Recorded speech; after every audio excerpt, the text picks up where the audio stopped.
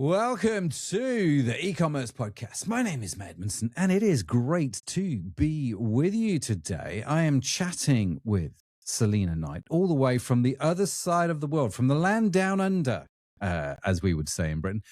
In fact, Selena, let me ask you a question. What do you say about Brits? Are we the land down up? I don't know. How do you refer to it? Well, my husband's from the UK, and I think we just say from the UK or in the UK. You know what? It's kind of like, can we look? I don't know if this is a great start. You know how you can edit this out if you're not happy with it, but you know how a lot of Americans have, I think it's like 90% of Americans have never left their country. Yeah, it's a really big number, yeah. And when you ask them, there's those memes where you ask Americans to point out different countries and they can't find them. I feel like Australians are like that with anything that is remotely UK-ish. It's just the UK. And it could be Scotland, it could be England, it could be Paris, but you know what? It's just the UK. It's just the UK. Yeah. Yeah. No, fair enough. That's brilliant. We just call it the UK. Why don't we just call it Australia? I don't know. Why do we have to call it the land down under? Who knows? Who knows? I'm sure there's some history buff somewhere that's going to give me, LinkedIn message telling me why. But that's great. It's great to see you on the show. Thanks for coming. No problems. Thank you for having me.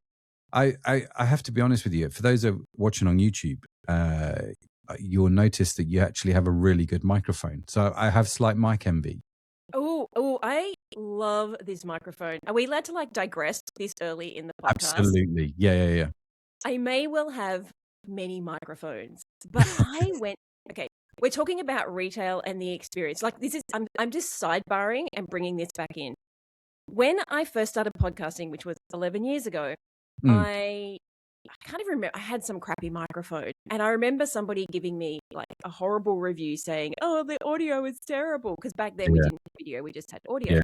Yeah. And so I remember thinking, okay, I'm going to do this. I'm going to go to a microphone shop. Do they exist? And I'm going to see if I can find someone who will let me try microphones, because I remember back in the day listening to people like Pat Flynn, and I'm just trying to think of who else there was. Oh, yeah.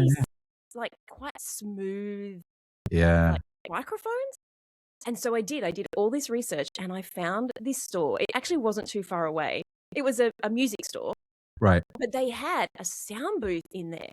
And so you would go in and you're like, I would like to try a podcast. And I still have literally no audio knowledge whatsoever. But they're like, do you want a bright do you want a bright microphone or I don't know, all these other words of microphones. I just want I want my voice to sound like husky and sexy. I want the husky and sexy microphone. That's what I want. Yeah, but apparently there are different microphones that can change. I mean, you may know more than me. And so he put all these microphones through, and I listened to this microphone, and I was like, this is the one. And it was a brand I'd never heard of. It is an SE2200. Yep. And never heard of it. Didn't care. It was reasonably priced. I'm going to say $600. And, those Sennheiser microphones go for a ridiculous amount of money. Yeah. This is my third one of the exact same microphone. So one I may have dropped. One they did repair under warranty, and it just started crackling. And so this is my third one, and I absolutely love it. And I'm yet to find somewhere else. But here's the thing, if we can bring this back to retail, and I know that the people who are listening are e-commerce, it's how do you think about that customer experience? I will continuously go back to that store, and I have bought many microphones from that store just because A, they know what they're talking about, and B, they could provide something that no one else could, which was I could go in and try the thing and find the thing I wanted. Now, I appreciate you can't always translate that to online, but I'm going to guarantee the people listening probably have a lot of experience in their field. And so my question would be, how are you translating that in-store experience to online? Because there are ways of doing it. So that's my little story about the microphone. And I'm sorry I've just wasted about 6 or 7 minutes talking about microphones. No. It's fascinating. You're right, aren't you? Because what they did, listening to you talk, it reminds me of the Apple Store, right? I have done this with folks. I've taken them into the Apple Store and just made them stand there and just watch the salespeople in Apple. Because I remember the first time it was made aware to me how well they actually did was I remember going into the Apple shop. I was looking at something, so I can't remember what it was, but I remember this old fella coming in the door, and the person greeted him at the door and said, "How can we help you?" And he was like, "I need to get one of those eyes thing. What are they? Saucepans or something? I don't know." And the guy goes, "Do you mean an iPad?" He says, "I think so. I don't know what it is. I've just been told to come and get one." And he's like, "What do you want to do with it?" He says, "Can't I do that thing where I call my granddaughter, but I see her on the screen?" And the guy goes, FaceTime. Now, the granddad here has no idea what FaceTime is. He doesn't even know what the iPad is. He just knows what he wants, right? Like you, I want a microphone with the sexy and the husky settings, please. That's what I want. What they did in Apple was they got him an iPad and they showed him how to do a FaceTime call. They didn't talk to him about screen resolution. They didn't talk to him about battery life. They didn't talk to him about the App Store, because I was listening to every single bit of it. All they did was talk to him about how to FaceTime. And they even showed him how easy it was by doing FaceTime calls across the Apple Store. He was like, the guy was like, you do this. I'm going to go over the other side, hit the button, and let's see how it works. And of course, Granddad goes out with an iPad. I thought it was utter genius. The ability to quickly diagnose what it is the customer wants in the language that the customer wants it and deliver that. I think you're going to win every day. And without overwhelming them. And so I think what I take away from that is I've been in retail a really long time. And I remember back when we had our stores, like I had an eCommerce store in 2007. Now that may not seem like a long time ago, but I like to reference it with, guys, in 2007, we had to push the number 1 button 3 times if we wanted the letter C. Okay, we did not have data on our phones, just to put it into reference. Yeah, we had dial-up as well. Oh, no, did we have dial-up in 2000? Oh, I feel like we were just a little bit past dial-up. Okay. Well, we were here in Australia. So I had an e-commerce store then, and Flash was our favoritist thing in the world. But besides that, I remember bringing in a system, because I'm going to say I had a business degree. It taught me nothing about running a business. Yeah. This is the kind of stuff they should teach you. So I remember people would come into my store and they would say, "Oh, I'm looking for a gift." So to give you some reference, we sold eco baby products, like eco baby products and gifts. So wooden toys as well as things like reusable nappies, back when eco wasn't even a thing. And so a lot of people, exactly what you just said, they would come in and they're like, "Oh, I'm shopping for my friend and she's like a crunchy hippie person. And so I've got to find, like, you guys seem like you might have something for her." And I was like, "Cool, okay." And so we called it the 3 questions. And oh gosh, hopefully I don't like crash and burn here and forget what the 3 questions were. Because I want to know. But it was something along, and I give myself the ability to come back and rectify this if I remember correctly. But it was, are you looking for? So when people would walk in, it would be, "Hi, have you been to the store before?" And if they said yes, then we would have a little matrix, which was like, "Okay, great." It was something along the lines of, "Are you shopping for yourself or for a gift?" So the idea was that you never had yes or no questions. And are you shopping for yourself or for a gift? "I'm shopping for myself." And then it would be, "Okay, what can I help you with today?" Yeah. And then if it was a gift, we had the 3 questions, which were, what type of person are they? So are they a sporty person? Are they the crunchy hippie person? Are they the modern person who just wants to be a little bit eco? And then I guess the next question would be like, what sort of pain point do you want to fix? And so we would say something like, are they the kind of person who would like a candle, or are they the kind of person who would like antibacterial soap? Yeah. And so we would start to get an idea of who this person was and what they would want. And then the last question was, what's the budget? And those 3 questions could usually mean that you could pinpoint what kind of, like, where to point somebody, especially if they were like your granddad, not your granddad, the granddad, who didn't quite know what they were looking for. And so what I've learned is that if you give someone more than 3 choices, they probably won't buy anything. That's true. Yeah. Because they want a high price thing, a low price thing, and a mid price thing. And inevitably, I tend to find that they buy the high price thing, which is great. And so when we're thinking about like e-commerce, one of the tips I always give people is you have the ability to structure how customers are going to see your products when they come to a category page. It doesn't have to be highest to lowest. It doesn't have to be alphabetical. You get to choose.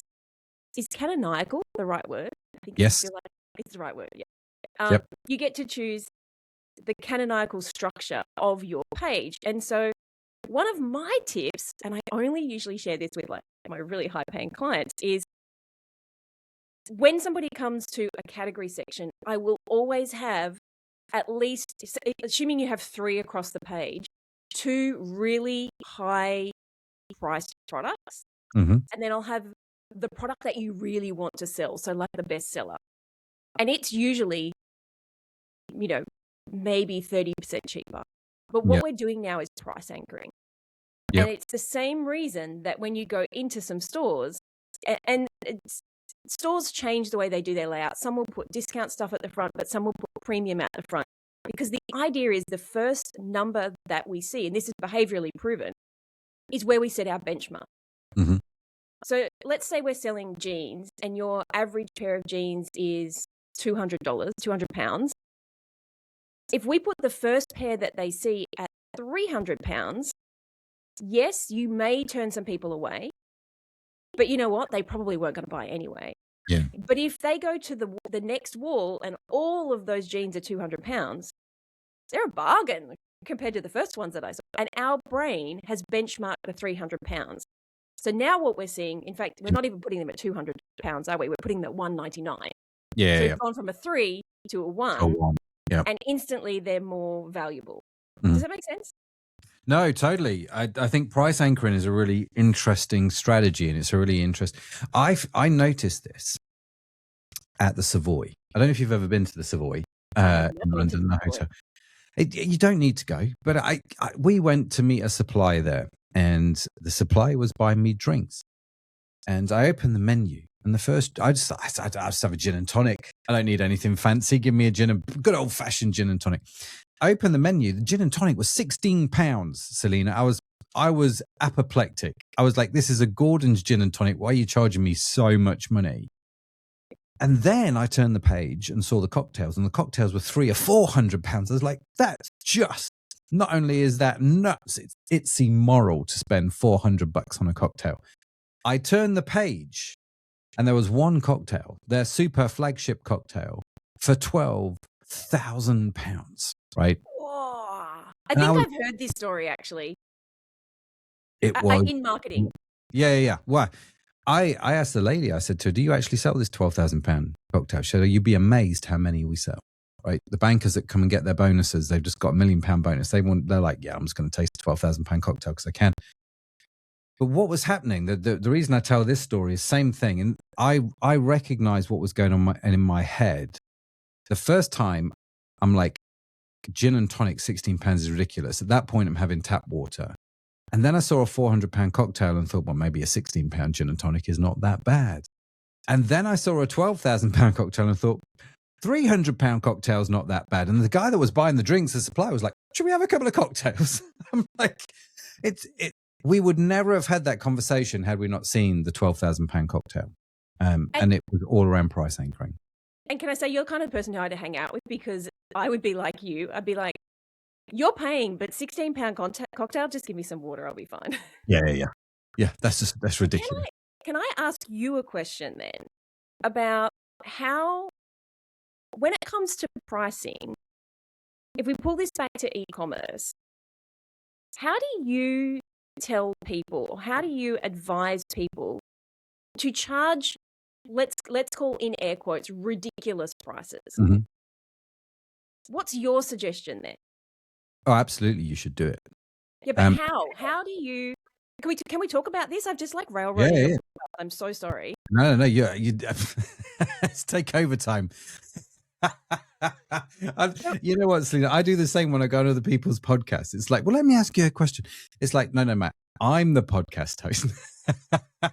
Well, where I'm going with this is what I saw last year. Now, I'm sure it's the same in England. We've got some English customers, and I'm sure it's the same there, which was 2025 was a bit tight. Mm-hmm. It was, some people saw growth, but we definitely saw a change in consumer spending.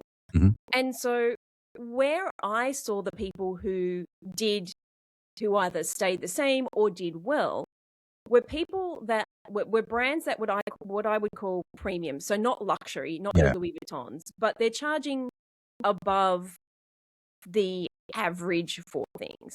Yeah. And some of those are very niche, so they can charge what they want.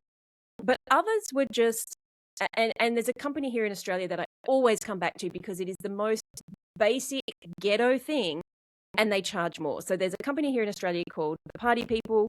They sell party supplies, paper plates, hats, Dora the Explorer piñatas, all that kind of stuff. Now, you can buy a set of paper plates for, I'm just going to say dollars because we're dollars here. You can convert for $3. Pink paper plates, $3. However, they charge between $5 and $6 for the exact same plates. Right. Because, and I'm talking same brand, same everything, but their point of difference is that when you come to get your Dora the Explorer, and clearly my kid has long since grown up if I'm saying Dora the Explorer, you can have everything. You can have the piñata, you can have the plates, you can have the little paper bag, you can have everything. You don't have to go to that store for the bags and that store for the hats. You can get everything. And so their whole point of difference was range, and that you can shop for everything in the one place. And as a result, as the consumer, you're like, well, I'll pay $6 for the plates because if I go over there, I'm going to have to pay for shipping. And this is an online store, just FYI. If I go to that store, then I'm going to have to pay another $10 shipping. And then what if they don't come? Like, at least this all comes together in one thing. And so they can charge more because they have a point of difference for something that is very basic. But what I found in 2025 was the retailers that did well were people who were charging above what everybody else was charging. And so I would love to hear your thoughts on, what do you say to your clients, to your retailers about, you know what, you're selling the same product as Joe Blogs over there, but I think you should charge more. Yeah, absolutely. I think it's, I mean, I do it. I have an e-commerce site, and one of our sites is a supplement site. We sell vitamin C on that supplement site. You can get vitamin C for £2 from the supermarket. We sell it for 10. I'm never going to clean up selling vitamin C, but the people that buy it are just like, we know the brand, we know you guys are going to make a good product, and it's convenient, right? And so that in itself has value. The other thing I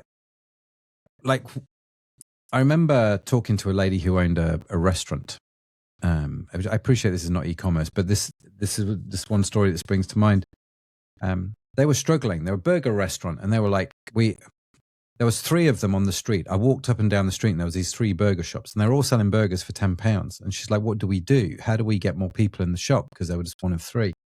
And at that point, when you're selling everything for the same price, there has to be a point of differentiation. And there has to be, doesn't it? Like, see, you say that to me, and my first thought was charge 15. Well, I told her to double the price of the burgers. I said, don't sell a £10 burger, sell a £20 burger. Don't just double the prices, but find a reason to sell it for £20.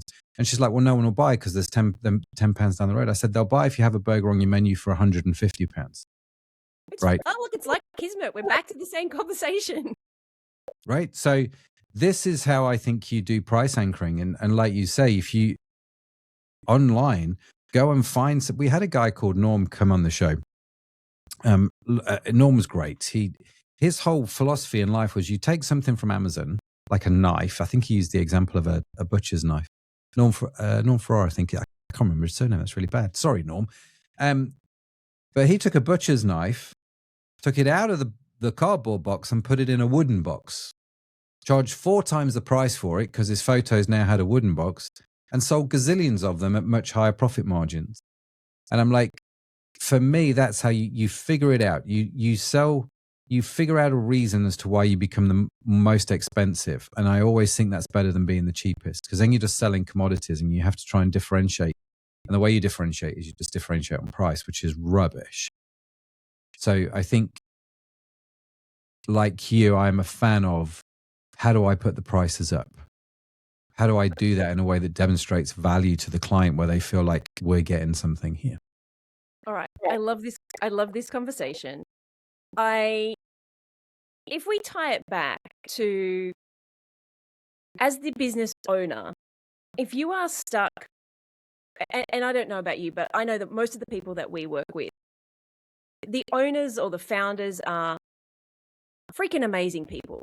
Mhm. They will work themselves to the bone, and they've Yeah. built this business because of like hard work, Mhm. tenacity, this sheer doggedness of.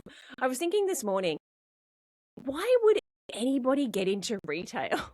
Like, when you think about it, and I'm just Kind of sidebarring here, and I lunatic hope you're are you? okay with that, is that most retailers I know are very adverse to risk.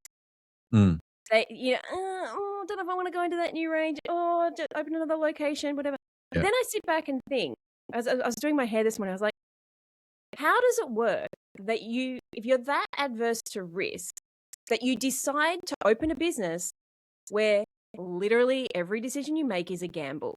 It's a Yeah. gamble that when you order the product, it's going to turn up. It's a gamble that anyone's going to buy it. And you are investing tens, if not hundreds of thousands of dollars in inventory on this hope that someone is going to buy it and you will Mhm. make some money.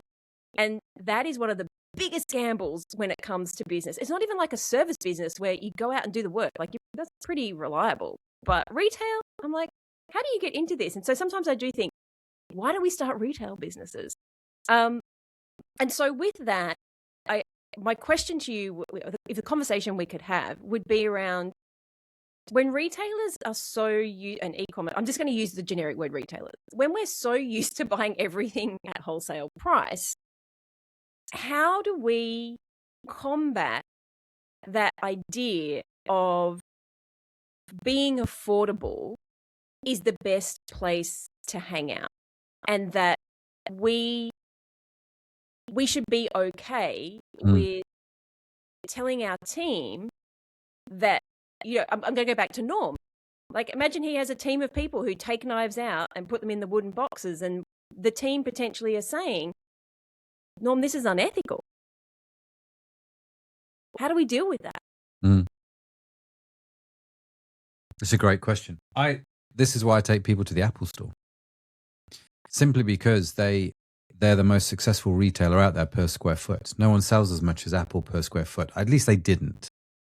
They have the fewest products you would expect to have in a store, and it's just like, go and look, right? Go and see what is going on there and figure out how you do that online, because it's Well, they do it online.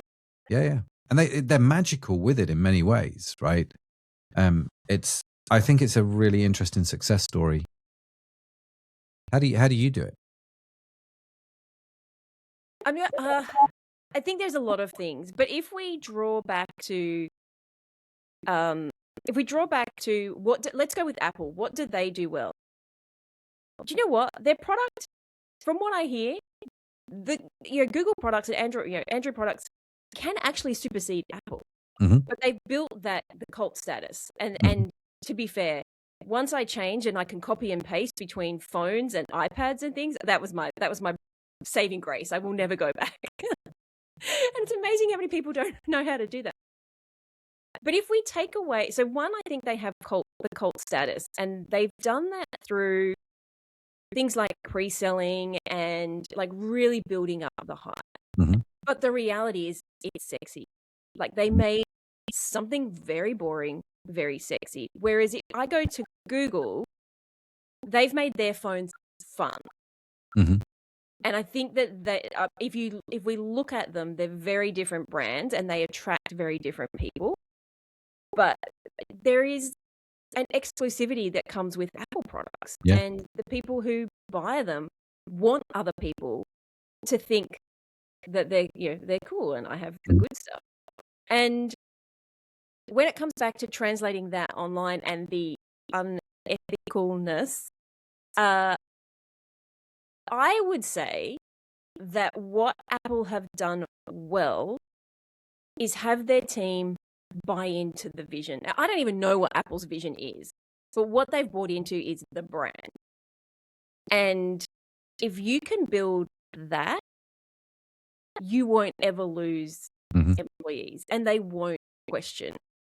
I think the problem becomes when you hire people for the sake of hiring people. And you can fix this in the hiring process. And this is something I accidentally did very, very well. Like, I didn't know it at the time. I've been doing it for 20 years and I still do it. I still tell my people to do it now, which is when I write a job description, I very rarely write it for the job. I write it for the culture. And I think there is a point in business where you can train someone to do anything versus when you have to have the expertise. And you will hit that usually around 7 figures, where you have to, you can just train Sarah. She's gone from, uploading products to now she's the e-commerce manager because she's just got the experience. Yeah. But there gets a point where you need expertise. Regardless of which one of those stages you're at. If you're not really clear about where your business is heading and how customers value you and how you're going to turn up, it is really difficult to get people to buy into that. So I know that even to this day, I do a group interview to begin with, and even in-store and online, I do a group interview, and I start that with talking about the business, but not talking about the business. So what I'll do is I'll be like, our customers are these kinds of people, and what we love about them is this, and we're on a mission. Our mission in our company is we create solutions that make money for your store. And so if you're not okay with that, this is not the place for you. Like, if you're not okay with helping people make money and become rich in whatever way that looks like for them, this is not the place for you.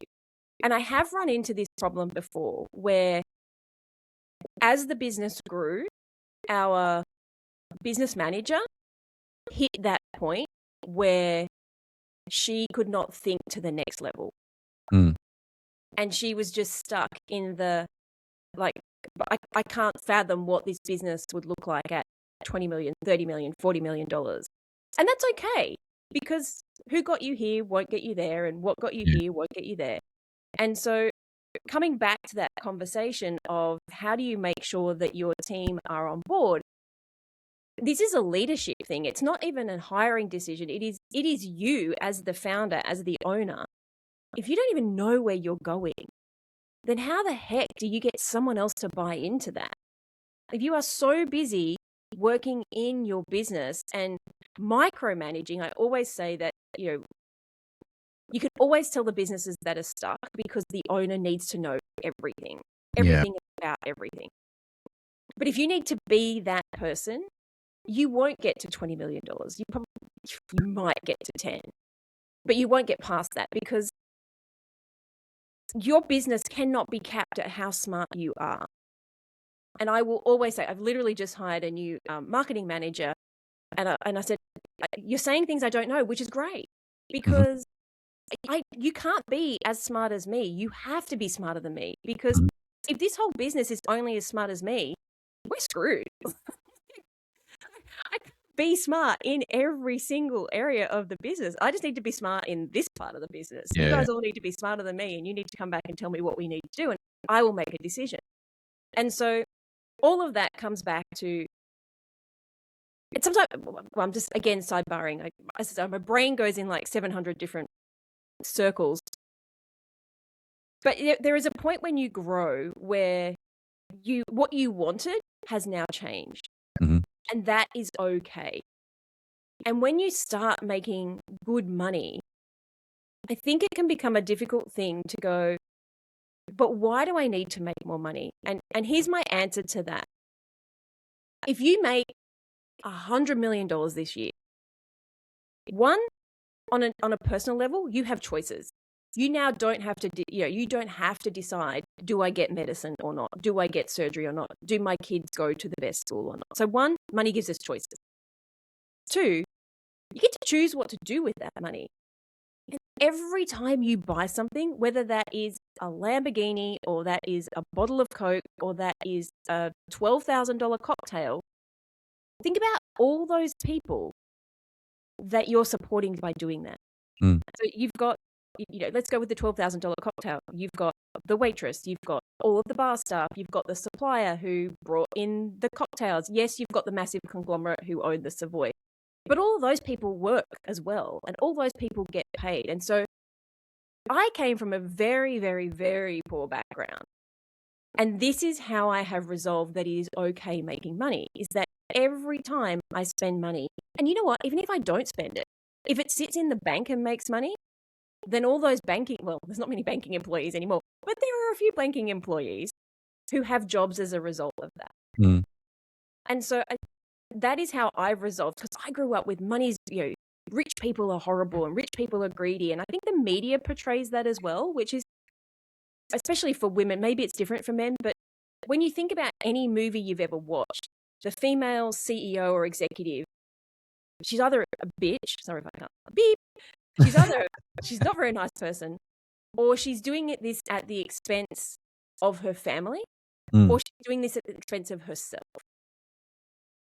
And it's funny that men are not always portrayed like that. So I'm just taking from my bias. And what I have discovered is it doesn't need to be like that. But the more money you make, the more you have the ability to make the world the way that you might want it to be.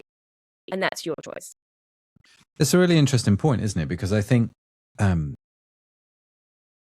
people want to make, if you're in business, you want to make money, even if it's to fund your mission. And I think conversations about wealth are quite fascinating. We were talking about wealth earlier on, like how you build wealth with a group of guys today, talking about building wealth. And you kind of like,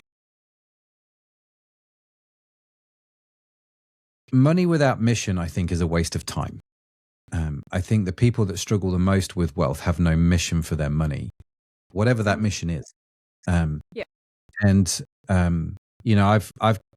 I've been fortunate enough to know some of the wealthiest people on the planet, and I've been on their private jets. I could tell you all kinds of stories, which I won't bore you with right now, but You're so most fancy. of them well, I wish. Most of them are unhappy. And they get their self-esteem from work, right? So they're not getting it at home from their family. They pour themselves into work because they've made more money at work, so therefore they can feel better about themselves. At least they're successful here. And so I think you're right. I think you have to wrestle with this. What's the mission? What is success to me? What does that look like? Because hopefully you're going to get there. Yeah, and actually defining that is helpful. And sorry to cut in, but if you know that, how much easier is it to get people on board? Yeah. And get them to buy in, rather than this is a job and you get paid and they're just waiting for somebody else to pay them more. And I think that is what I accidentally did well. Yeah. That I was so invested in what we were doing to change. This was, as I said, this was before eco was a thing. I came from a job in sustainability. I was passionate about the planet. I was passionate about my kid's skin and what she was going to grow up like and where the world was going to be. And if you know that and you can express it, you will bring the people in who want to be part of that. And I think that if we bring it all back full circle, I think that Apple does that well. Whether it's the mission or whether it is the cult status, what they've done is put a group of people together who love the product so much. And you know that, like you said, every time you go into an Apple store, they know the product inside out. That they're going to fix granddad's problem and then they're going to fix my problem completely differently. It's so much easier to get people to stay and to help and to over-deliver. And if someone over-delivers, you can charge more if they're bought in. That's so true. And I think they buy into if you're the leader, if it's your company, my experience is I've never had a member of staff sit down and interview with me, a potential member of staff sit down and interview with me, Selena, and go, how do I make you more money, Matt? My whole life's goal is to make you richer, right? That's never, ever happened. And I understand why. Because I don't think anybody that works for me, ultimately, I don't think their goal is to make me richer. I think they like the consequence of my wealth growing because they do better, right? It's always better to be involved in a company that's growing, that's dynamic, and good things are going on. So they have got to buy into it. And it's got to be, I think what they buy into, like, I don't think many people at Apple buy into making Tim Cook richer. I don't buy an iPhone to think, there you go, Tim, have that one on, that pint's on me, right? Doesn't happen. I could care less in many ways. But like you say, they're bought into the brand. They're bought into the story, and they're bought into the mission of the company. And if the company makes a shed load of money, well, that's a consequence of the mission. That's a consequence of the vision being fulfilled. And so you hear of companies like Patagonia doing really well because people just love their story, and it's so unusual. The whole guy just gives his company back to the planet. I mean, how does that? I don't know. But everyone loves it. We call Patagonia Patagucci. That's a good name. Yeah, they should trademark that. They should definitely trademark that. But no, I think you're right. I think money has to have a mission. People like to be involved in something which is bigger than themselves, that has a mission, whether that's helping the planet, whether that's helping their kids, whether that's whatever it is. There has to be a reason for them to be involved. They've got to feel like a member of a tribe, a community. And I think if you can do those things, then you'll ultimately do well. The people that lose, I think, in the end, are the people that are just no. I'm not going to have that on over there because it will save $10, and that $10 I want in my pocket. Do you know what I mean? It's like, Yeah, I think people feel things like that. I think they do too. And what I would say there is when it comes to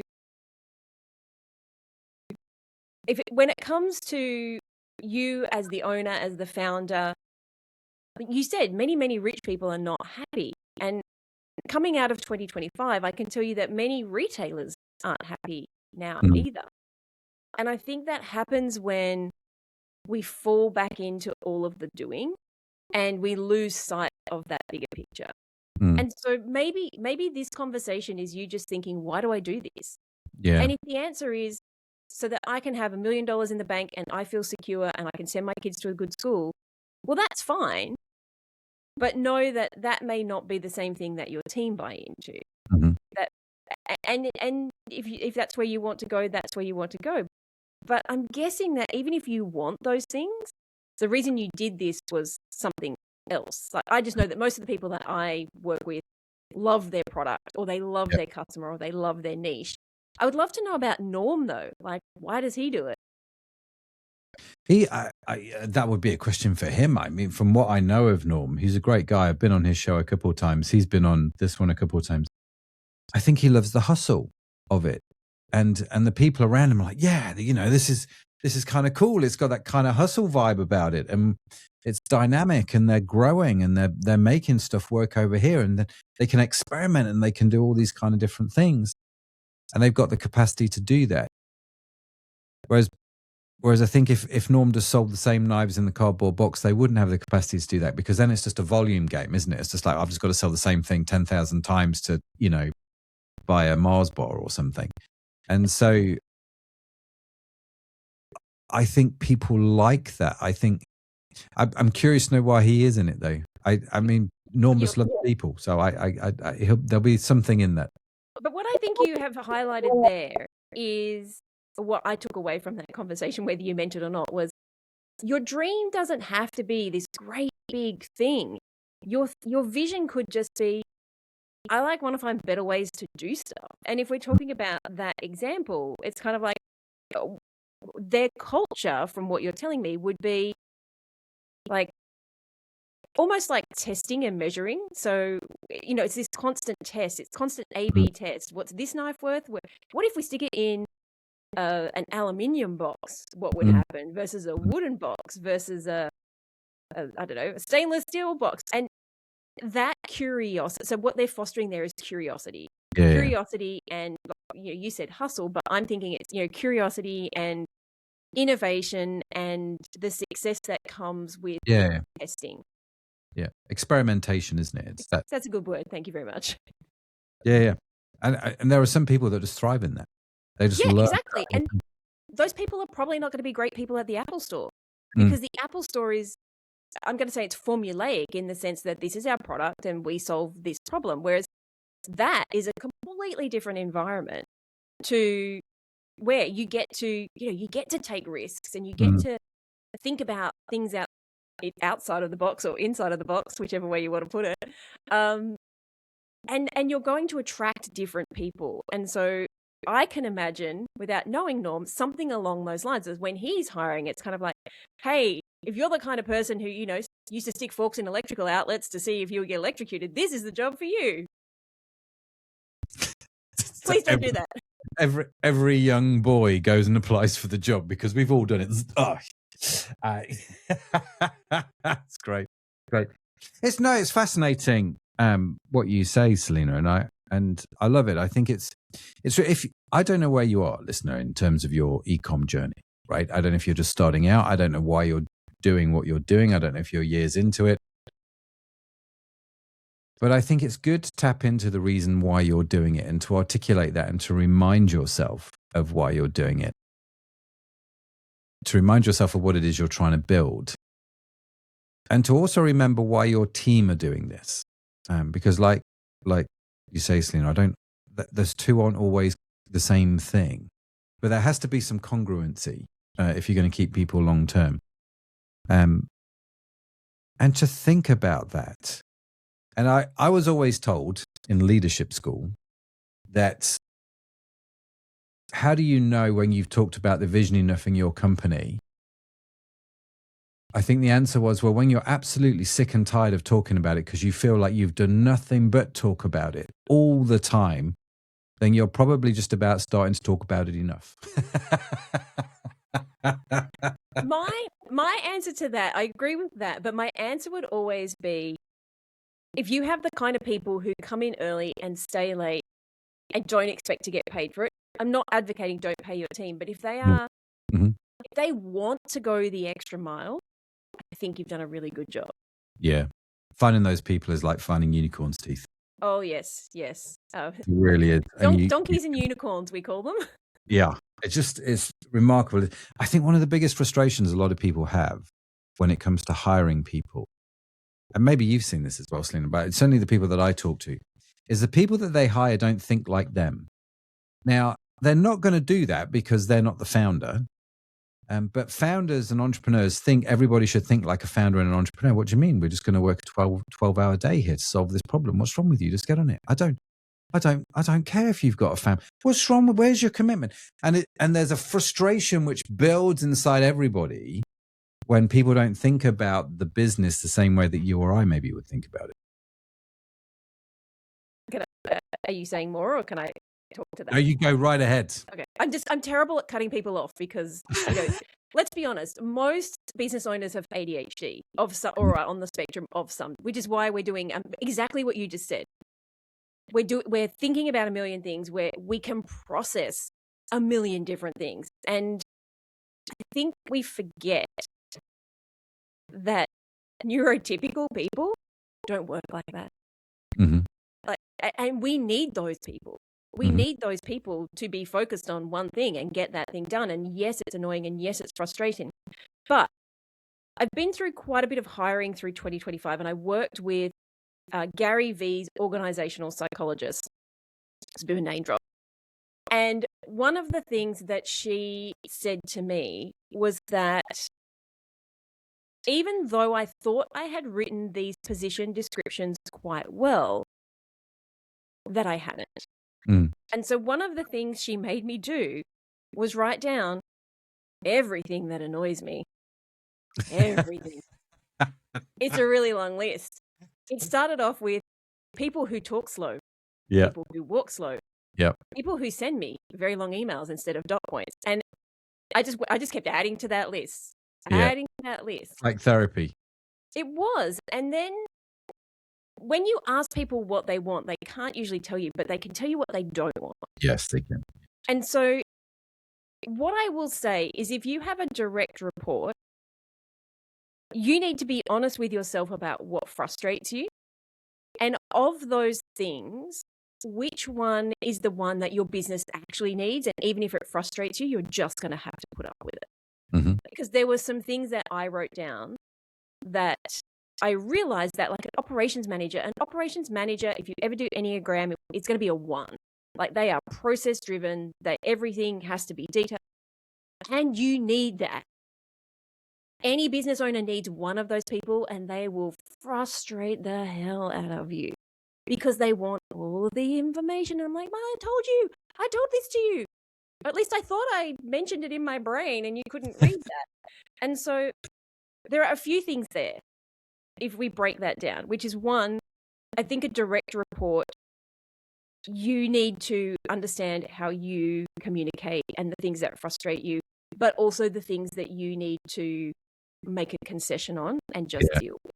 Yeah. The second one would be for your, I mentioned before, we have donkeys and unicorns. So unicorns are the thinking people. Donkeys are doers. You need donkeys in your business. It's like your bookkeeper needs to just do the job, right? Mm-hmm. Their job is not to think of great ideas. It's just to get the numbers done. And so understanding that as well, that when you're breaking down these roles, what do you realistically need this person to do? Not necessarily want. But I'm with you. Like my operations manager was so frustrated because we tried to hire for 4 months in a CRM role. And she's like, can we not just hire somebody? I'm like, no, because we need someone who will think. I need someone who goes, oh, this doesn't work like you want it to do this. It doesn't do that. So here's the solution. It's not my job to know how the CRM works.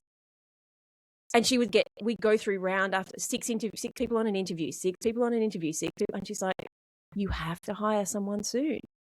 And I'm like, and what? You just get frustrated because that person can't think for themselves. And then we've spent all this time building something that doesn't work because that person just wants to tick tasks off an Asana project. Yeah. And we finally found somebody. It takes time. And again, this is where it comes back to you've got to have the patience, but you've got to be really clear about who it is you want. But sometimes you just need people, like sometimes you do just need a body. But, the guy who's packing your pallets, maybe he doesn't need to be thinking outside the box. Mm-hmm. But I will hands down, hand on heart say that your sales associates or the person who is answering the chat on your e-commerce site needs to know what they're talking about. Mm-hmm. Because you and I both know that you get on that chat and it's in some offshore agency and they go, please call back. Please call the store between 9 and 4. And you're like, well, you just wasted my time. Mm-hmm. Like now I'm angry. What was this live chat even? What were you even here for? So this is where I love AI. No, I'm with you. The amount of the worst thing you can do is make a customer angry. It's like, why would you want to do that? Yeah. Why would you provoke that? It makes no sense to me at all. Selena, listen, I'm engrossed in the conversation. I feel like we're just scratching the tip of the iceberg, but I'm also aware of time. And so if people want to reach you, if they want to find out more about you, get in touch, what's the best way to do that? You can find me on the Bringing Business to Retail podcast or on all of the socials. I am the Selena Knight and selenaknight.com. You can find me there and come and hang out with me and listen to me on my soapbox. I do tend to get on my soapbox. Thank you for allowing me to do that. And I feel like I took the conversation away for you to do your little like sidebar. Remember to do that after we've recorded. Go and sign up. Yeah, no problem. That's great. Now, we will, of course, put all the links to Selena in the show notes, which you can get along for free with a transcript at the website ecommercepodcast.net. And of course, if you haven't subscribed to the newsletter, make sure you do. You can do that at the same website, ecommercepodcast.net. And all of these things will wang their way straight to your inbox every week without any drama. So you'll just get them all automatically, which is a beautiful thing. Selena, thank you so much for coming on the show. Genuinely loved the conversation and getting carried away with it and going down all these little side streets. Love those kind of conversations. It's been an absolute joy and a privilege to just chat and hang out with you. Thank you. Thank you. I have one last question for you, if that's okay. You knock yourself out. We finished up, but I had a conversation that I wrote down. We kind of talked about it, but not. I would love really answers that you can put into action. So answers that you can put into action in a reasonably short period of time, if that's okay. So how do you?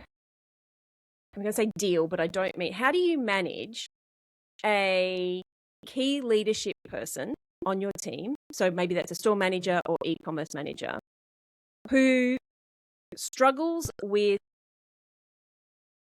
pricing when you are a premium brand. So we kind of talked about this in terms of vision and whatnot, but I would love some real life advice. So yes, go back and understand what your vision is and communicate that to the team.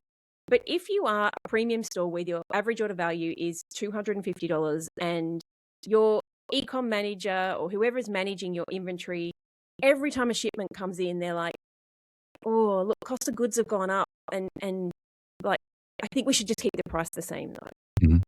Because they come from, like me, a background where money was tight and they don't understand that people will pay for those things. And clearly they do because the business is in business and doing really well. But I would love to know some really actionable tips of how the founder could, this is obviously a real life scenario, how the founder can address this. Is that okay for me to ask? That's entirely fine. I think it's a very good question. And I tell you what I'm going to do is we have this section called Question for Matt, where I go and answer the questions on social media. So I'm going to answer that question on social media. I'll give you all my practical knowledge that I can possibly think of. It'll take about 20 seconds. But no, we will do that on social media. So thank you for that. That's good. Saved me the question for Matt. Well, I wanted to ask it and I realized we're out of time, but if you could do that and you could share it with your people and please tag me, I would love to hear the answers because I've just shared what I think, but I think like tomorrow when the founder turns up at work, what does the conversation look like? Because redoing your vision and whatnot, that's not something we do overnight. But what are some real life things that this person could implement to help with that obstacle? Fantastic. That is going to be answered shortly. So watch this space. Come follow me on LinkedIn if you want to find out how I'm going to answer that question. But Selena, genuinely, I feel like it's going to keep going. 4 hours later, we'll be going. This was a great conversation. But it was lovely. It was great to meet you. Thank you so much for coming on. Really appreciate it. Thank you. Well, there you go. Another great conversation all wrapped up on the e-commerce podcast. Thank you so much for joining us this week. Make sure you like, follow, and subscribe and do all that good stuff because we've got yet more great conversations lined up and I don't want you to miss any of them. And of course, if no one's told you yet today, let me be the first. You are awesome. Yes, you are. Created awesome. It's just a burden you've got to bear. Selena's got to bear it. I've got to bear it. You've got to bear it as well. But that's it from me. That's it from Selena. Thank you so much for joining us. Have a great time wherever you are in the world. I'll see you next time. Bye for now.